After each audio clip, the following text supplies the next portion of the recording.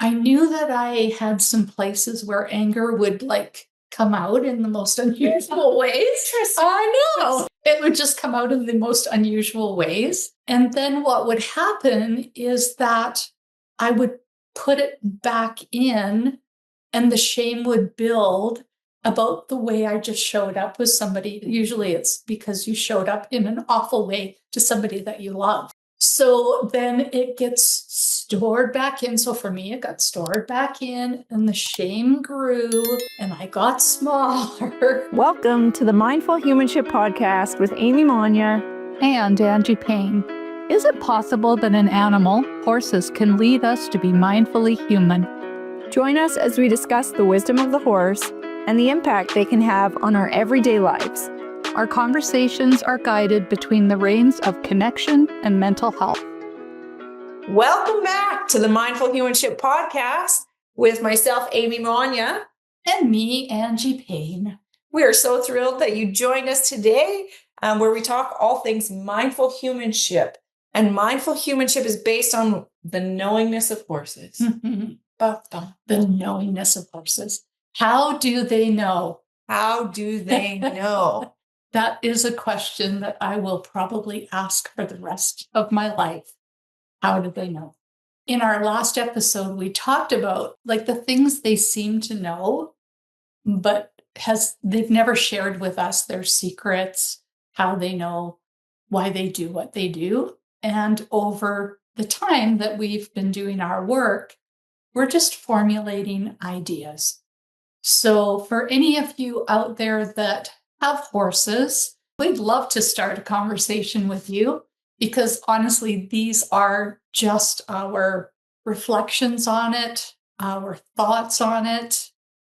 But there's very little research about what it is about horses and the therapeutic process. So while we're sharing our thoughts, please know that they're simply our thoughts based on what we have experienced personally and what we've seen our clients experience.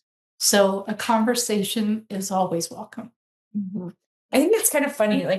Don't you find, for me, when I learn something new, I think I know a lot about it. And with horses, I thought when I first took my course, first did some training, I thought I knew a lot about what was happening. And as I get more and more experienced, same with becoming a mother, as I get more and more experienced, I realize how much I don't know.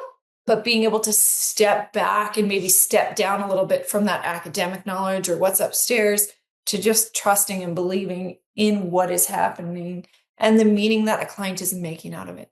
Because really, I think at the end of the day, that's the difference. The meaning that a person makes or the understanding they develop themselves from that experience. And how lucky are we to get to be a person involved in trying to kind of navigate or formulate or grapple with the meaning of what happens between a person and a horse. Yep. I've seen a horse show up in similar ways with different clients, and each and every time the client has a different perspective because it's all based on what is going on personally in their life, is the sense that they then make of what the horse is doing. So I've had horses just about my entire life, which isn't a long time, no. So, 50 years I've been with horses in my life, 50 plus years. And yeah, I've just made up my own perspectives on lessons that I've learned over the years. And a lot of people, think, 50 years, you should know everything there is to know about horses. No. Not even remotely close.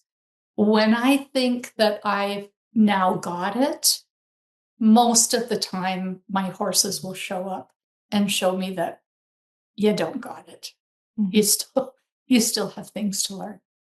And that's really cool, the mystery of them. So for me, it's there's this huge mystery about horses, and yet the simplicity of them as well. For them, it's who's leading the space? are my needs being met? And are you the person that are going to meet my needs when I'm in trouble? And then they're fine. Then they're like, sure, okay, let's try that. Let's do that. Let's check that out. And the things that they will actually do for us based on meeting their needs. So that brings me then to, would that not be the same for us? Well, and wouldn't it be lovely if it was the same for us? I think we get all these sideways things and from the way things should be, things that might have been environments we were in or experiences we've had where we have made meaning out of them, or and that meaning can have been building a defense or like a thought process or a pattern that was born that might have in that moment met a need or helped to meet a need or protect a need, that kind of stuff. But then it gets like broadcasted through your whole life or through a whole life. So that happened one time. And then that's when I learned that, I don't know, the world is an unsafe place. People are not kind, or I am a scary person. And that gets carried forward. Or it's when we learned that if I drink or use alcohol, it helps to make the pain not so bad. Or I can forget about my thoughts. Mm-hmm. Forget about my pain, forget about my trauma for just a bit. And then it can be the start. Start something, start a pattern or. Absolutely. And those things do work. Yeah. They do numb the pain. Or keep us safe. Keep it at bay or keep us safe. Yeah. But it doesn't work forever. No. But it does work in the moment. And there's a way to look at people that are struggling with addictions, that they're just doing the best they can. They're in a lot of pain and they don't know how else to numb the pain. And honestly, you can only numb the pain for so long. I know that there are people that say you got to feel it to heal it. And I believe that. But in the meantime, until you're ready, I feel like for me personally, I was too afraid to be vulnerable enough to do my personal work because of judgment, because of the shame that I was carrying, because of all of those things. And so, there's, again, compassion goes a long way when people are in crisis until they can get to a point where they feel safe enough to then go and do the personal work. It always comes down to doing the personal work. Always, always, always. And finding that safe space and that comfortable person and that safe person you can go and do that work with and feel like you're being held and you're being seen and heard in a way that isn't judgmental. I think that's the key. Yeah, 100%. And I think like anything we say can be taken out of context. And that whole idea of like, okay, the substance use, it might work. It works for a little bit. And it's important to have compassion. It is important to have compassion for other people. It's also important to have compassion for ourselves. And so there is a piece in here about boundaries too. And we don't have to jump on the addiction train with somebody or support them to do that. We still can have boundaries about what's okay for ourselves, what's okay, what we will accept in our lives, what we won't accept, that kind of stuff. But to acknowledge that people don't just choose these patterns of coping or fall into addiction or get into addiction just because.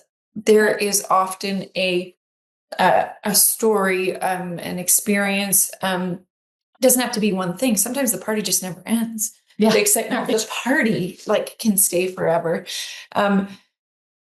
But these things where people have these defenses or these walls, whatever they are, that behind those walls there is a person somewhere in there in pain. You betcha. But you don't have to dance with the wall your whole life if you don't want to. And I think that coming back to horses, they do that really well. Like they don't dance with people's traumas and concerns and worries and all of the things that we carry as humans. They don't dance with. They're not interested in engaging in that. It's like, all right, whatever. Lots of people will say, I don't want the horse to carry all of my pain. They don't. They don't. They've got that down pat. Like they get it. They can stand with somebody. They can be with somebody. They can be present. They can hold pain, but they don't hold it forever. They let that shit go. Mm-hmm. And we're not good at that. Like we are not good at it. And it's not easy. You often will hear people say, well, just let it go. Mm-hmm.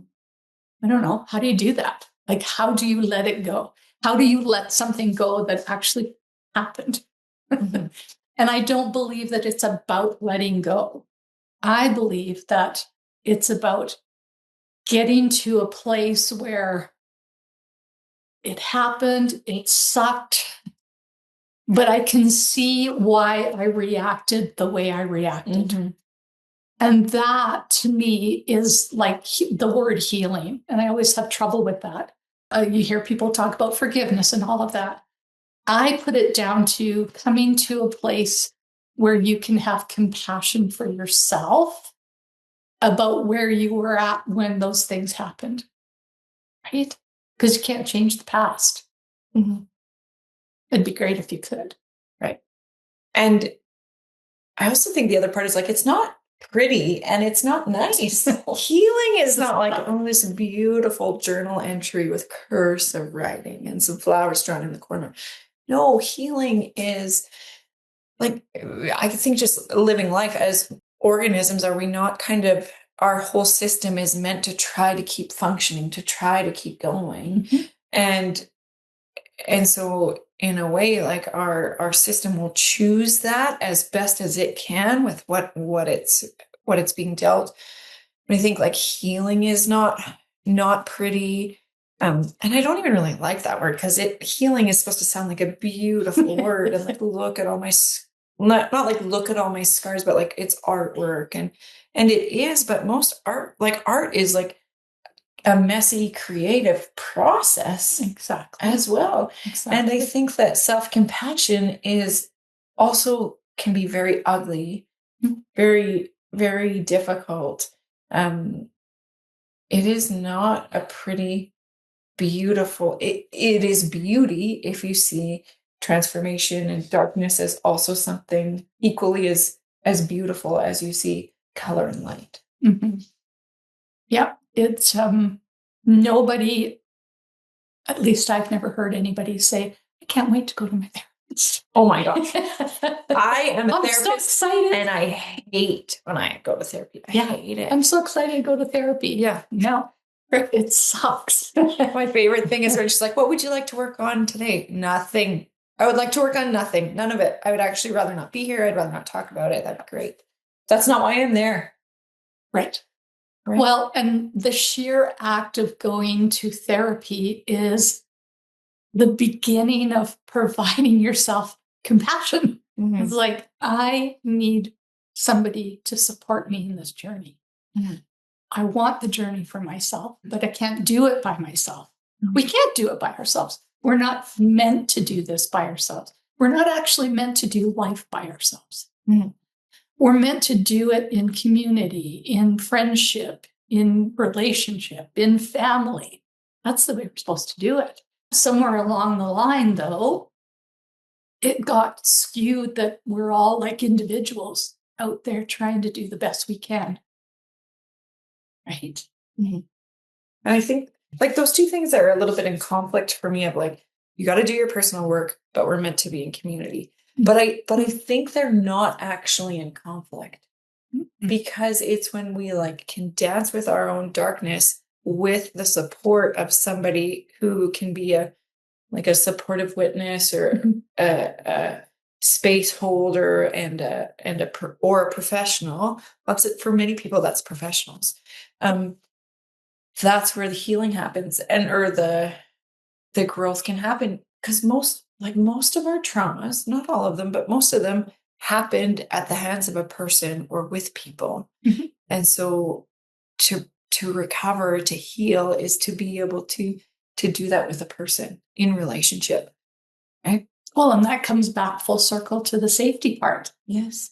Right? You weren't safe in that, whatever that was that happened.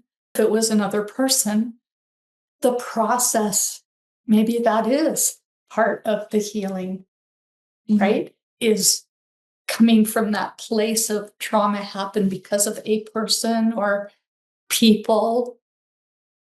The journey of finding yourself to a place where it feels safe with another human being or a group of human beings. Or with a horse, with a person standing Right. on the peripheral. On the sidewalk. Like that is also very powerful. And I think that's why folks who have such maybe some very difficult, not that no trauma is difficult, but people who have experienced sexual abuse, even some folks with neurodiversity, it is easier or it makes more sense with a horse because the other person is like a little further away. I just think horses can bridge those gaps so much faster than we can as humans. Yes. You made a great point about when we acknowledge that we need support or open or want support to be able to walk through it.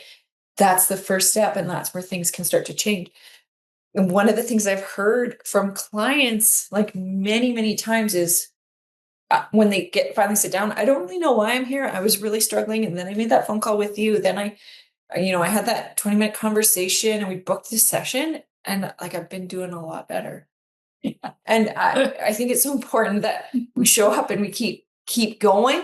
But that part of like acknowledging and asking for help and someone being like, yeah, awesome. I can't wait to work with you. Let's get going. Let's get going. All of a sudden it's like that part of the trauma has now been dealt with. Right? That's the first step, is saying to yourself, I deserve to get help. I deserve to be supported. I deserve to feel better. Isn't that compassion for ourselves? When we say, I deserve this. I deserve to not be struggling with whatever it is, that I deserve to feel better. And that can sometimes take a really, really, really long time. And lots of like starts and false starts and start again, books appointment, doesn't show up, or books and cancels or whatever. It's okay. It can take a long time. It can be a process to just get in the door. And sometimes it can be a process to get in the door, sit down, and even to start talking. Yeah. Like sometimes it takes a long time for that safety to be built. Yeah. I didn't know I needed therapy. I knew that I had some places where anger would like come out in the most unusual ways. I know. It would just come out in the most unusual ways. And then what would happen is that I would put it back in and the shame would build about the way I just showed up with somebody. Usually it's because you showed up in an awful way to somebody that you love. So then it gets stored back in. So for me, it got stored back in and the shame grew and I got smaller. And, every time I had an outburst, the shame got even bigger. I felt worse about myself. I felt horrific about myself. And all of the things that I felt about myself because of my own trauma were validated because I just showed up like an asshole to somebody that I loved. And that's the cycle, right? So I didn't even know I needed therapy. I just thought I was an asshole. And I don't know if I would have ever gotten to the place of acknowledging that I needed therapy had it not been for that horse. Had it not been for that moment of compassion that I felt from that horse, just merely by standing there and holding me and letting me emote what I had to emote. And so I guess like the message in that is it's okay. Like all of the way we show up and all of the things that happen and all of the places where we shut back down, it's all okay. And the key is, again, to come back to compassion for yourself. Indeed. Like, I think that's so beautiful. And the part, like when you say it's okay, it's not like a enabling okay of like, it's okay for me to be walk around and be pissed off at the world and tell everyone to go, eat shit and F off. Like that's not Not the okay part. No. But those responses, if you got curious about them, Right. I had something I needed to deal with, or there was something that was causing that. Yeah. And so now, yeah. It's like, what is it? That if something triggers you and you react, then it's something to have a look at. Mm-hmm. Yeah. Because hopefully, the journey would be that down the road, the same thing triggered you, but you responded in a different way. Mm-hmm. Right? So the reaction is the thing to maybe pay attention to and just kind of go, curious. That's interesting. Right. Yeah, and wouldn't it be wild to get to a point of like, wow, thank you so much, self, for having that reaction and showing me that there was a part I needed to work on. Yeah. Right? Yeah. Or something. And it doesn't mean that like there aren't people who cause you frustration or to be angry, but it doesn't need to hijack your whole like existence. Yeah. And if it is anger that comes up, anger also is okay. But the anger that comes out and gets shot at somebody that doesn't deserve it, then that's not okay. But feeling angry is like a normal human emotion. Right. But again, a lot of times, I don't know, messaging is, oh, little girls don't get angry. It's not very attractive to be angry. The truth is, anger is part of the human experience. Mm-hmm. I think about that, like that shame piece. Like, is that, I don't know if that would be universal, but that whole, I think it was very similar for me too. Things would happen or I'd react in certain ways or I'd respond. And then it would be like, I would be so upset with myself and disappointed and like, oh, I'm a terrible person, or, something must be wrong with me if I feel that way. Mm-hmm. And getting to a point now where I'm getting to a point over time of like, maybe, what if it's not that there's something wrong with me? Not that I'm like a perfect function, like I'm, the second coming. Not that, like, there's nothing wrong with me. I'm not a flawed human. But what if this is information trying to tell me something? Mm-hmm. And not like I grew up, and I think it's part of just who I am, that I often feel like the world is a safe place. People are really good. Mm-hmm. And then I'd have like these feelings around people that I'm like, oh, something must be wrong with me. Why would I feel that way? And over time and some more life experience, it's like, oh, yes, you can still assume that, but you can still have boundaries and you can still have limits and things or places where you are not going to, or where I'm not going to maybe walk in with my heart wide open and vulnerable to everything that people have in the room. And I think in my work, I've gotten so much better at that. Mm-hmm. Like, I feel really great about how I can do that with clients in session. Mm-hmm. And that trickling that out into my personal life and into relationships, that has been hard. Mm-hmm. And is something that I'm sure I will grapple with my whole life. Because I love people. That's been huge for you over the 10 years I've known you. Yeah. And not like, and the other part, this part has come up with a horse, is like, I thought I was being big and I thought I was being clear. and I wasn't, because big and clear to me, like a huge introvert, very quiet, very sensitive, like a 10 out of 10 to me, that's big. That's big, right? And then it's Angie's horse Romeo. Remember when I was like, the last episode, I'm like, jerk. He was being a jerk, like a stage 4 jerk. He was being a jerk. Romeo? And required me to get way bigger than I ever thought I could possibly get. And now it's a little like my poor dogs are probably like, "Whoa, wow, you're so big," because there's like no question. I'm like, "Can you please get out of the kitchen?" It's like, get out of the kitchen. And they're like, "Oh, okay, I'll get out of the kitchen." Geez, why do you need to yell at me? Yep. But it's not. But that clarity has gotten so much bigger, and also a huge confidence that I can get way bigger than I thought possible. Not that I want to live my life that way, but No. but if a situation demands that, I can do that. Yes. And getting big, at least in the horse world, and I think it's a lesson we can learn.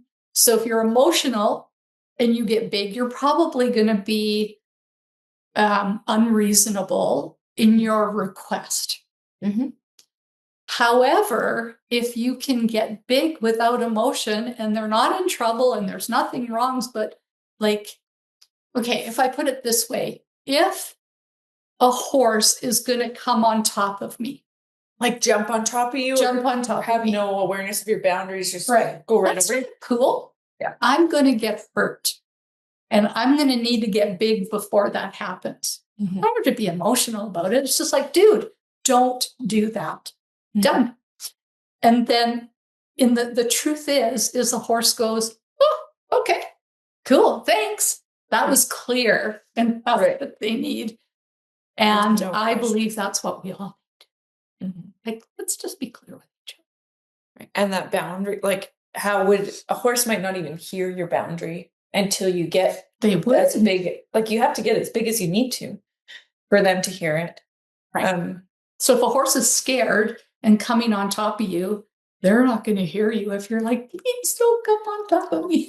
You little boy. Oh, it's okay. Right. You're okay. No, they're not okay. And they need you to step up. And that makes so much sense with human boundaries too, Yes. right? Like, because if I'm like, you should know better, because I gave you the side eye, then you should know that that's a 10 out of 10 boundary. It's not fair. Right. No, I said no and I mean it. Or like, if you've not had a conversation about your boundaries and then you get pissed off that somebody just breached your boundary when they didn't even know it was there. Like, how indignant of you to like be so pissed off about a boundary that I did not know was there. You're like, but we just get so upset about it. Right. When we've not actually had a conversation about it. Yeah. Yeah. That's such a good point. Such a good point. But it's also like, it's again messy. It's messy. Like you're gonna be the first human on the planet who's gonna be like, okay, let me just tell you, let's sit down and have a conversation about my boundaries.